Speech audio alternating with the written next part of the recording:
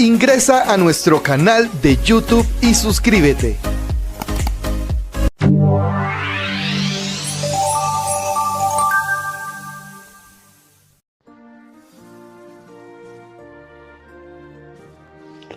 Hermano y hermana, que las ricas bendiciones de Dios puedan colmar tu corazón. Estamos empezando el programa, el estudio, análisis y comentario de la lección de escuela sabática de cada día, de cada semana. Sábado 5 de abril del año 2025. La lección número 1 que hemos estudiado durante esta semana y que hoy, en esta ocasión, lo vamos a hacer de forma general, resaltando los principios básicos de la lección. La lección número 1 pertenece a la guía de estudio de la Biblia para la escuela sabática, en su edición adultos, titulada Alusiones, imágenes y símbolos. ¿Cómo estudiar la profecía bíblica? Para el segundo trimestre, abril-junio del año 2025. Javier Segura, tu amigo y servidor, una vez más te acompaña para el estudio. Vamos a orar para dar inicio al mismo. Bondadoso Dios y Padre Celestial, gloria, honra y adoración sean dadas a tu nombre, oh Dios. Gracias, muchas gracias, Padre Celestial, por la obra de Cristo. Suplicamos que ella sea interiorizada en el corazón por tu palabra y el Espíritu Santo, que por la fe puedas tú calar en nuestras mentes y corazones. Transfórmanos, vivifícanos, regenéranos. Por favor, Padre, que tu Santo Espíritu pueda calar en nuestra mente y corazón.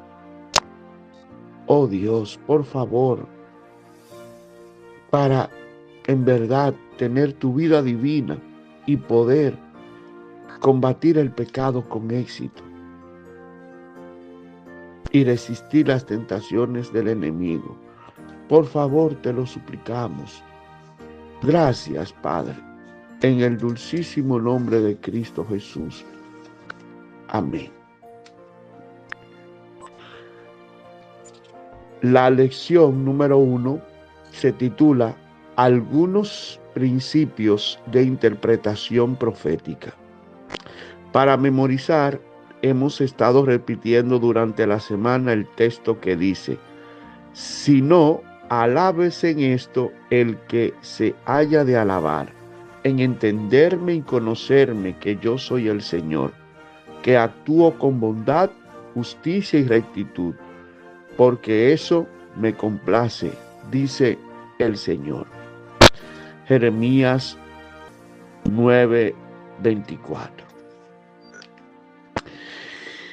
En este día, como todos los sábados, hacemos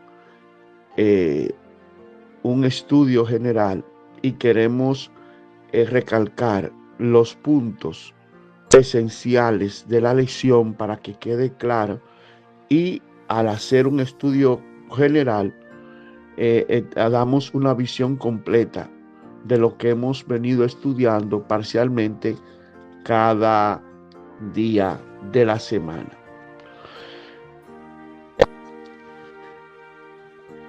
En Mateo 24:15, Apocalipsis 1:3, Mateo 11:25 y Jeremías 9:23 al 24 nos explica el propósito de Dios de que Él anhela comunicarse con nosotros y con ese fin ha provisto el medio.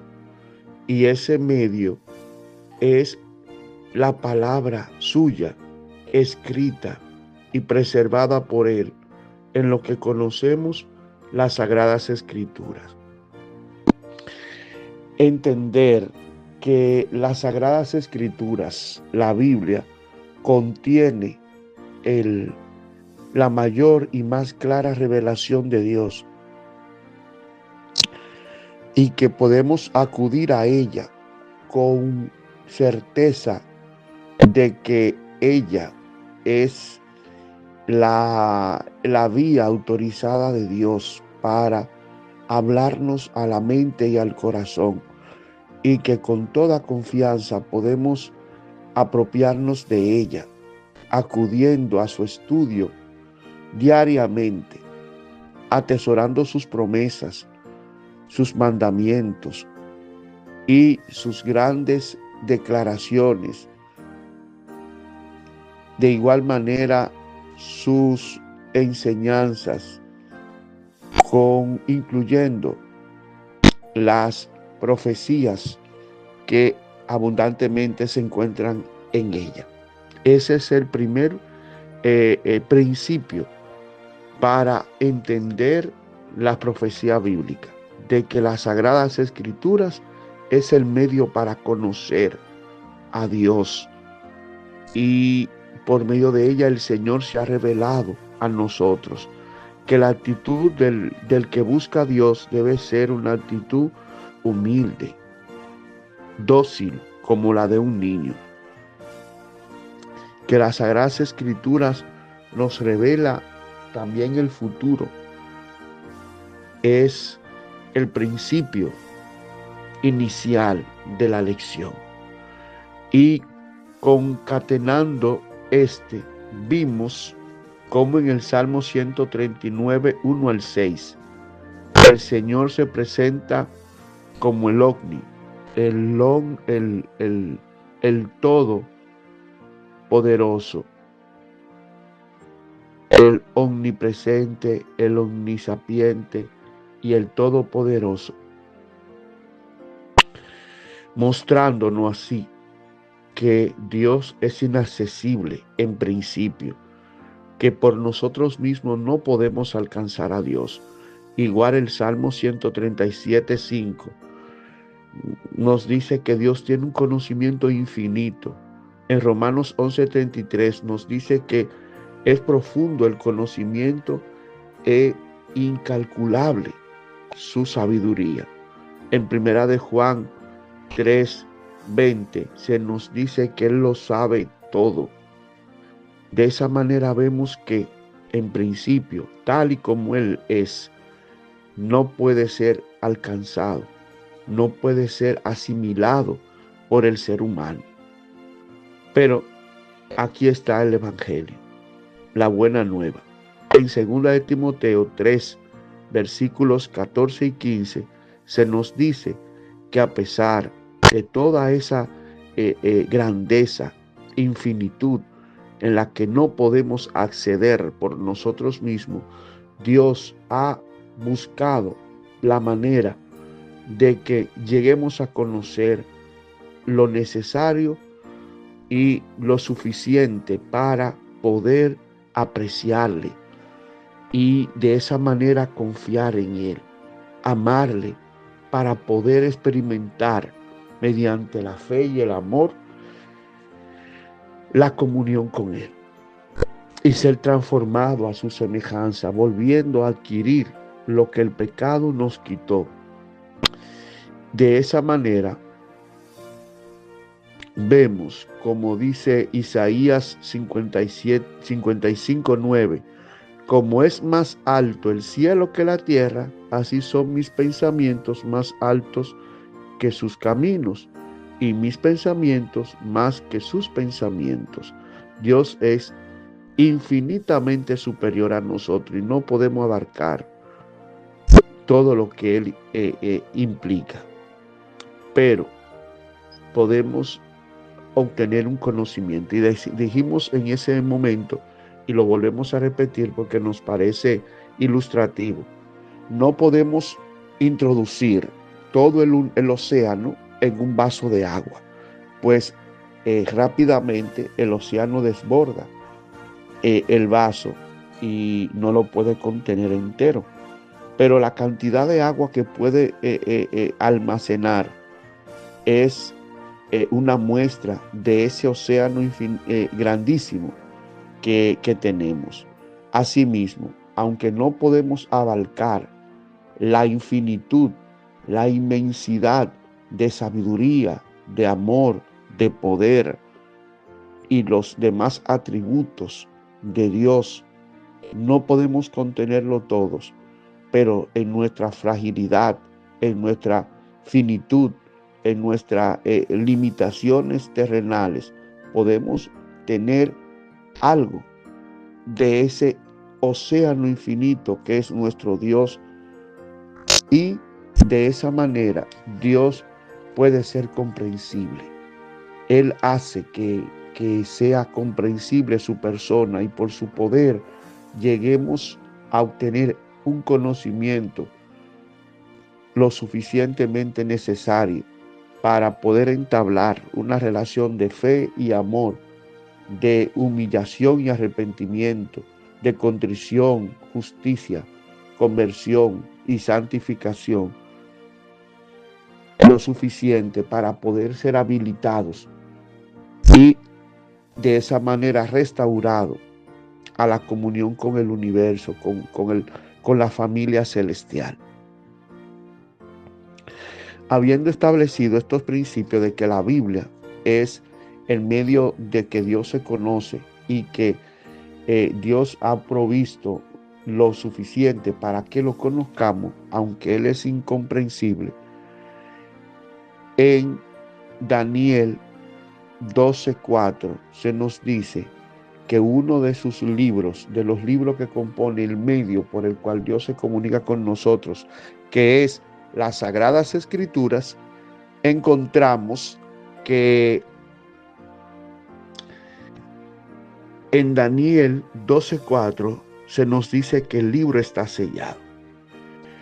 Y esto muestra que el Señor en su poder, aunque ha puesto las Escrituras como la vía de comunicación con nosotros, Él cierra alguna de esas vías temporalmente y da el poder de comprender su palabra en el momento específico que Él quiere que se conozca.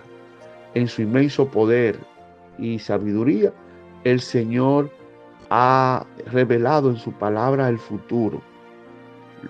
Y Él a veces está cerrado, como en el caso que hemos citado, donde el Señor manda a Daniel que el libro quede sellado, es decir, que Él no permitirá que las profecías de Daniel se comprendan plenamente, sino para el tiempo específico en el cual fue dado de que se entiendan las profecías de Daniel, pues este libro es un libro escatológico, es decir, el libro que habla, que se especializa en los acontecimientos del fin de este mundo y los pormenores que él ofrece es importante para el pueblo de Dios. Pero en su momento oportuno, y dijimos que fue en el siglo XIX que llegó el momento para que este libro sea entendido. Por eso el Señor dice que el conocimiento aumentará.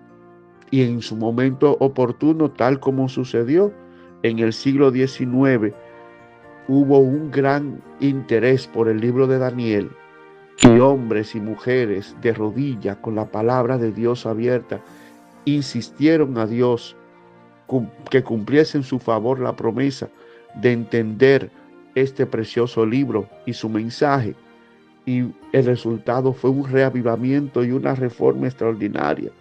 De modo que hay ocasiones que las Sagradas Escrituras están reveladas, pero en otras el Señor tiene vedadas a la inteligencia humana y da la sabiduría humana en el tiempo específico para que éste llegue y haga la obra que debía hacerse. El resultado fue que en el siglo XIX un gran movimiento interdenominacional dentro de las iglesias cristianas, protestantes, evangélicas. Hubo un gran despertar. Miles de cristianos que se habían acomodado al mundo sacudieron el yugo del pecado y se lanzaron, a la vez que se consagraban a Dios, a instar a otros a que se preparasen, porque estaba en el porvenir, estaba por llegar el juicio que ellos relacionaban con la segunda venida de Cristo.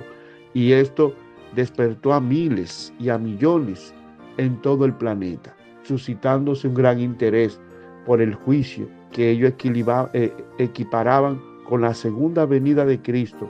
Y por eso este movimiento se llamó adventista, porque se hacía referencia al advenimiento del Señor como foco central de las profecías de Daniel.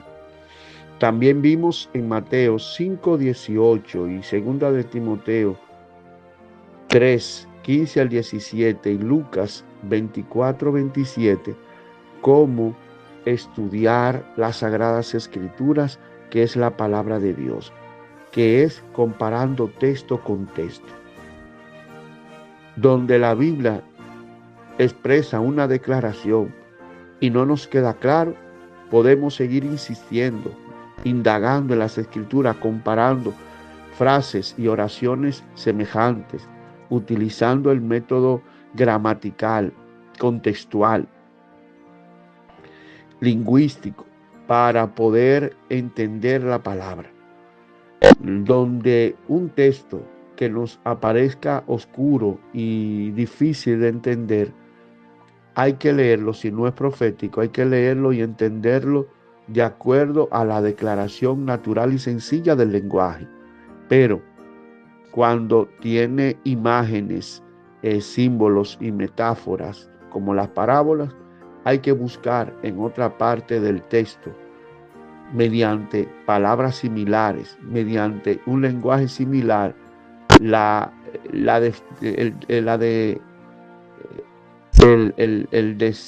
descifrado de esa declaración. Y de esa manera la palabra de Dios queda clara.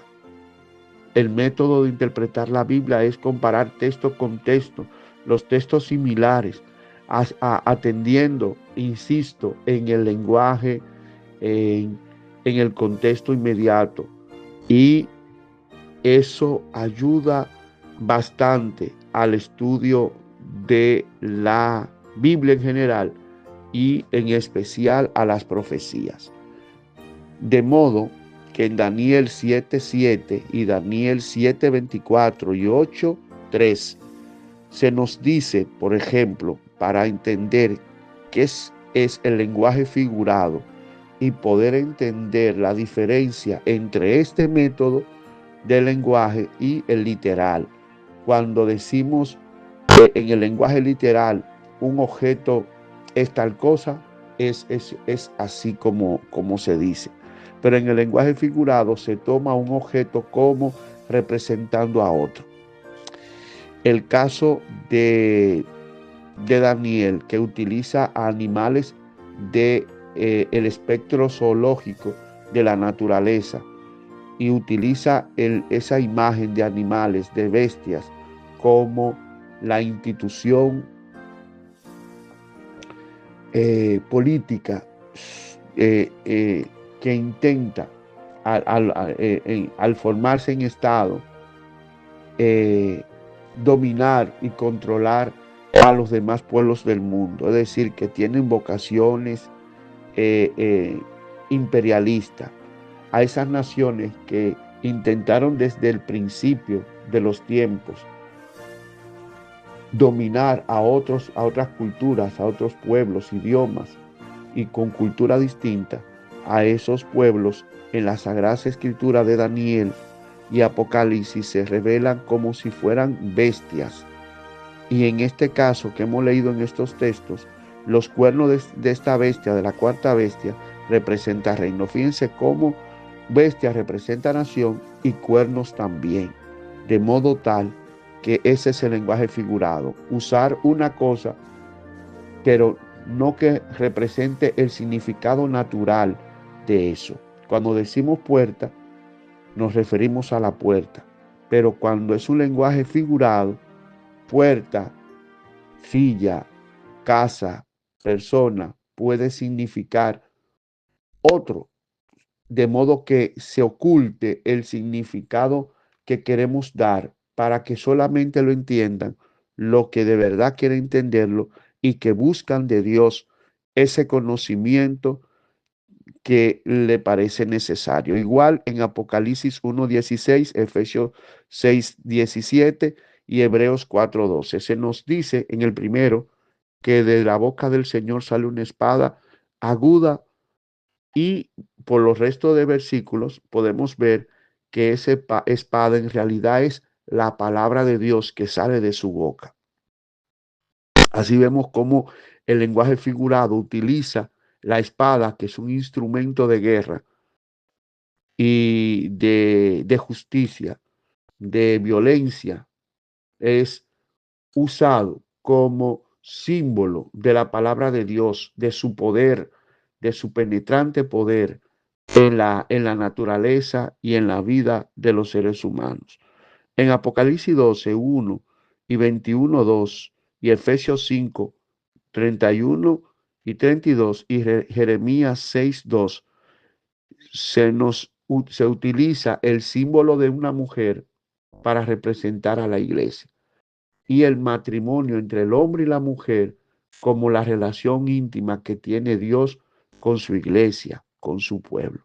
De esa manera vemos otro ejemplo de qué es un lenguaje figurado, que una cosa simbolice otra, una cosa que no tiene nada que ver directamente con la otra para que asignarle otro valor, y en otra parte de las escrituras te describe realmente qué significa.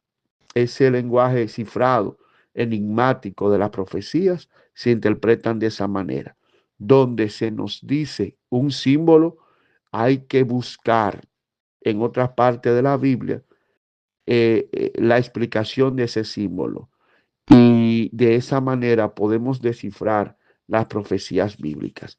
Estos son los principios básicos que hemos estudiado para poder interpretar las Sagradas Escrituras proféticas.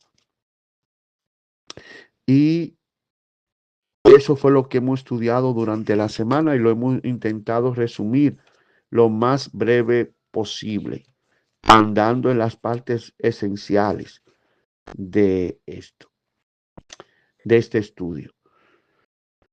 Hoy es sábado 5 de abril del año 2025. La lección número 1 se titula Algunos principios de interpretación profética. Para memorizar, si no alabes en esto el que haya de alabar, en entenderme y conocerme que yo soy el Señor, que actúo con bondad, con justicia y rectitud, porque eso me complace, dice el Señor. Jeremías 9:24. Oramos. Dios y Padre Celestial, ayúdanos a acercarnos al mensaje que tú tienes para nosotros en las profecías, con una actitud humilde, dócil, con hambre de verdad, de conocer lo que tú nos tienes revelado en tu santa palabra. Ayúdanos, Señor, con el Espíritu Santo en el corazón, a aplicar las grandes verdades que aprendemos de tu palabra. Ayúdanos, Señor, a prescindir del orgullo, de los prejuicios y de la intención de acomodar las escrituras a nuestro propio interés o inclinación. Ayúdanos, al contrario, a conformar nuestra vida y dejarnos dirigir por tu palabra a donde quiera que nos lleve.